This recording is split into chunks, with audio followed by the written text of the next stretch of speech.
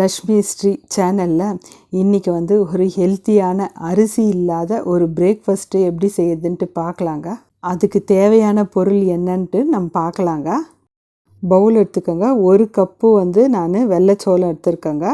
எந்த கப்பால் நம்ம அளக்குறோமோ அதே கப்பால் நம்ம மெஷர்மெண்ட் வச்சு ஒரு பொருளும் போட்டுக்கலாங்க. இப்போ வந்து ஒரு கப்பு வந்து சோளம் போட்டுக்கலாம். இதில் வந்து புரதம், நார்ச்சத்து, கால்சியம், இரும்பு சத்து இருக்கிறதுனால நம்மளுக்கு வந்து சுகரும் கண்ட்ரோல் ஆகுது. அதே போல் வந்து நம்மளுக்கு வெயிட்டும் வந்து கம்மியாகுது. வெயிட் லாஸுக்கு இது ரொம்ப உதவுது. எந்த கப்பால் நம்ம சோளம் அளந்தோமோ அதே கப்பால் வந்து பச்சைப்பயிர் வந்து 1/4 கப்பு எடுத்துக்கோங்க. அதையும் வந்து இந்த சோளத்தோடு போட்டுக்கோங்க. இதில் வந்து முடி வளர்ச்சிக்கும் அதே போல் வந்து நம்ம சருமம் வந்து நல்லா ஷைனிங்காக இருக்கிறதுக்கும் இந்த பச்சைப்பயிறு ரொம்ப முக்கியத்துவமாக இருக்குது. இதில் வந்து புரதச்சத்து, நார்ச்சத்து, மெக்னீஷியம் நிறைய இருக்கிறதுனால நம்மளுக்கு வந்து உடல் எடையும் வந்து குறைக்க உதவுது. இது அதே கப்பால் 1/4 கப்பு வந்து உளுத்தம்பருப்பு போட்டுக்கலாங்க.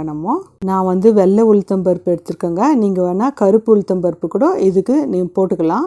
இது எடுத்துக்கிறதுனால நம்மளுக்கு வந்து இடுப்பு எலும்புலாம் வந்து நல்லா ஸ்ட்ராங்காக உதவுதுங்க. இது கூட வந்து 1/2 ஸ்பூன் வந்து வெந்தயம் போட்டிருக்கேங்க.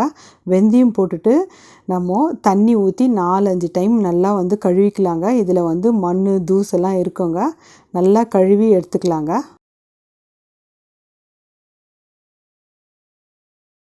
பாருங்கள், நான் நல்லா 4-5 டைம் கழுவி எடுத்துட்டேன்.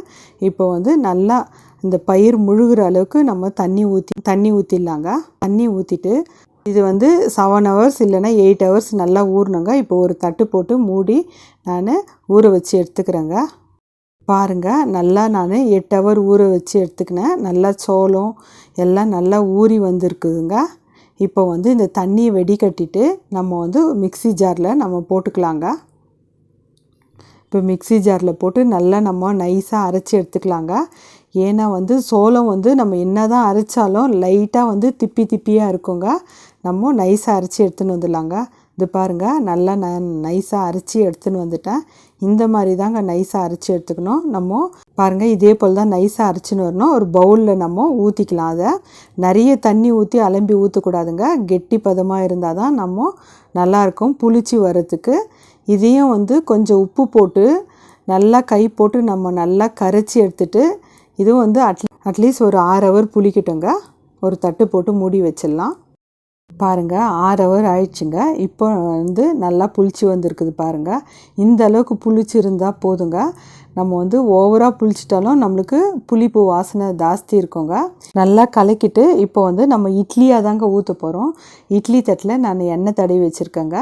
இப்போது நம்ம இட்லி ஊற்றிக்கலாம். இதில் இட்லி தாங்க நம்ம ஊற்ற போகிறோம். நம்ம அரிசி சேர்த்து இட்லி ஊற்றுறதோட சோளத்தில் வந்து நம்ம இட்லி ஊற்றுறது டேஸ்ட் வந்து ரொம்ப நல்லா இருக்குங்க. அரிசி இல்லாத நம்ம இட்லி செய்கிறோங்க.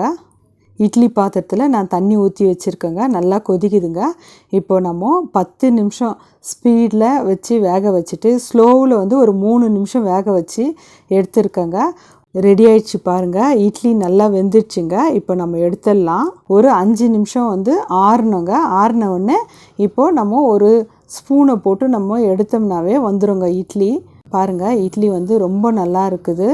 இந்த மாதிரி தாங்க நம்மளுக்கு நல்லா சாஃப்டாகவும் வருங்க இட்லி. பாருங்கள், ரெடி ஆயிடுச்சுங்க. இட்லி வந்து நல்லா சாஃப்டாக வந்துருக்குதுங்க. இதோட வந்து இட்லிக்கு தொட்டுக்கிறதுக்கு வந்து சட்னி, சாம்பார் எது இருந்தாலும் டேஸ்ட் வந்து ரொம்ப நல்லா இருக்குங்க. கார சட்னியும் ரொம்ப நல்லாயிருக்கும். நான் சாம்பார், சட்னி 2மே வச்சுருக்கேங்க. எப்பயும் வந்து ஒரே மாதிரி நம்ம அரிசியில் இட்லி செய்கிறதோட இந்த மாதிரி சோளத்தில் வந்து இட்லி செஞ்சு பாருங்கள். வெயிட் கம்மி பண்ணணும்னு நினைக்கிறவங்க இது வாரத்தில் வந்து 2 நாளைக்கு எடுத்துக்கோங்க. கண்டிப்பாக வெயிட் கம்மியாகும். செஞ்சு பார்த்துட்டு உங்கள் ஃபீட்பேக் எனக்கு சொல்லுங்கள். லைக் பண்ணுங்கள், ஷேர் பண்ணுங்கள், சப்ஸ்கிரைப் பண்ணுங்கள்.